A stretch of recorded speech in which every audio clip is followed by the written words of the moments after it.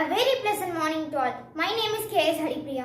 I am from 7th A. Today I am going to share about Tiger Day. It is celebrated every year on July 29th. It started in 2010 at a special summit in Russia.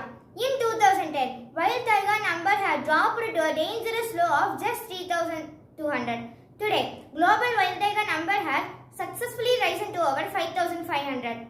India is home to largest amount of wild tigers in the world. It raises awareness about dangerous tiger space like poaching and losing their forest homes. Tigers are apex predators, meaning they keep nature and food chain in balances.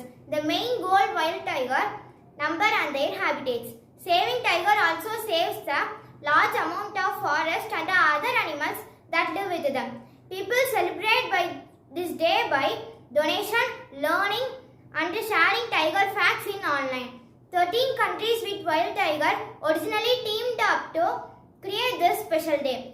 Governments and wildlife groups use this day to prize and support forest range who protect tigers from poachers. Thank you tigers for keeping our forest beautiful and healthy, balancing our planet's great nature.